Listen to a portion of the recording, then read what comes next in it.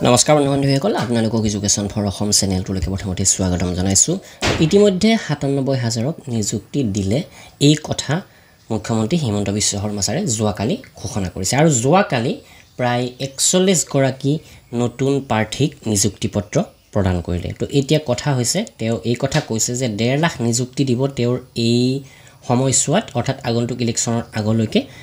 আৰু কিবা ভেকেন্সি আহিব বাকি আছে নেকি সেই বিষয়ে আমি আপোনালোকক জনাম আমাৰ যেটো নিযুক্তি দিয়াৰ হিচাপৰ ওপৰত ভিত্তি কৰি।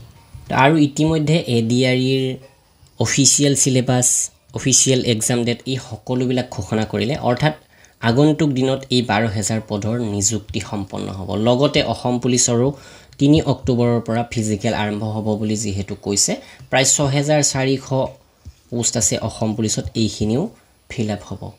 আৰু লগে লগে এই কথাও ঘোষণা কৰিছে যে কম দিনৰ ভিতৰতে শিক্ষা বিভাগৰ পৰা ১৩,০০০ নতুন পদ মুকলি হ'ব। অৰ্থাৎ এই ১৩,০০০ও এই ১.৫ লাখ পদৰ ভিতৰত সন্নিৱিষ্ট হৈ আছে। তাৰোপৰি আমাৰ এটা হিচাপ অনুসৰি প্ৰায় ৫,০০০ স্বাস্থ্য বিভাগত পদ আছিলে আৰু এইখিনি পদৰো নিযুক্তি বা ইতিমধ্যে আবেদন হৈ গৈছে। প্ৰায় ২,০০০+ তেনেকৈ অন্যান্য বিভিন্ন সৰু সুৰা এপ্লাই কৰি প্ৰায় ৫,০০০ আমি ধৰিব পাৰোঁ।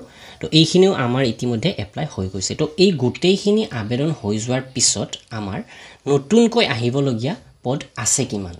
তো যোৱাকালিৰ যি নিযুক্তি পত্ৰ বিতৰণ অনুষ্ঠান তাতে মাথো ৪১ গৰাকী প্ৰাৰ্থীলৈহে নিযুক্তি পত্ৰ প্ৰদান কৰা হৈছিলে। তো এই নিযুক্তি পত্ৰ সমাৰোহতে গোটেইখিনি কথা হিমন্ত বিশ্ব শৰ্মা ছাৰে ঘোষণা কৰিছে। তো ইয়াতে আমি আপোনালোকক এটা থুলমূলীয়া হিচাপ দিব বিচাৰিছোঁ।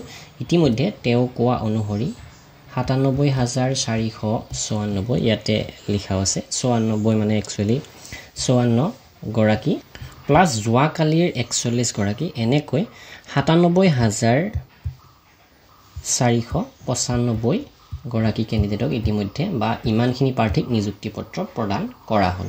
আৰু আগন্তুক দিনত ইতিমধ্যে এপ্লাই হৈ যোৱা পদৰ ভিতৰত এডিআৰই অসম পুলিচ আৰু স্বাস্থ্য বিভাগ আদি কৰি প্ৰায় ২৩,০০০ মান পদৰ নিযুক্তি আৰম্ভ হৈ আছে বুলি আমি ক'ব পাৰোঁ। তাৰোপৰি কম দিনৰ ভিতৰতে শিক্ষা বিভাগৰ পৰা প্ৰায় ১৩,০০০ নতুন ভেকেন্সি আহিব বুলিও ঘোষণা কৰিছিল। তো সেইটো আপোনালোকে ইয়াতে চাব পাৰে। ১৩,০০০ প্ৰাথমিক আৰু মাধ্যমিক শিক্ষকৰ পদ শীঘ্ৰেই প্ৰকাশ পাব বিজ্ঞাপন ইয়াৰ। অৰ্থাৎ প্ৰথম অৱস্থাত ১৩,০০০ নতুন পদ আহিব। এই ১৩,০০০ অহাৰ পিছত কিমানখিনি ৰ'ব ১.৫ লাখ হ'বলৈকে, সেইটো এটা প্ৰশ্ন হৈছে।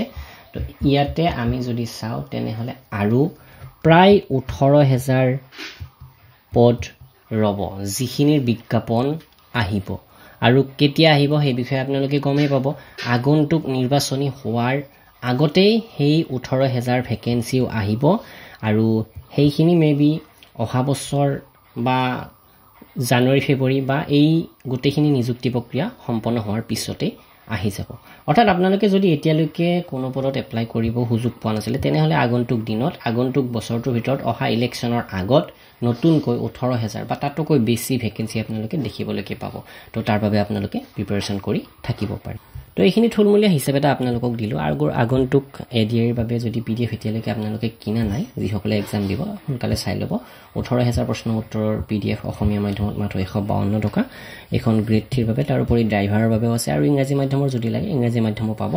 তাৰোপৰি ছ'চিয়েল ছায়েন্স বা জেনেৰেল ছায়েন্স এই সকলোবিলাক অসমীয়াতেই বিচাৰে ইংৰাজীতে বিচাৰে আমাৰ ৱেবছাইট assamgkpdf.com আপোনালোকে কম মূল্যতে লাভ কৰিব। ধন্যবাদ।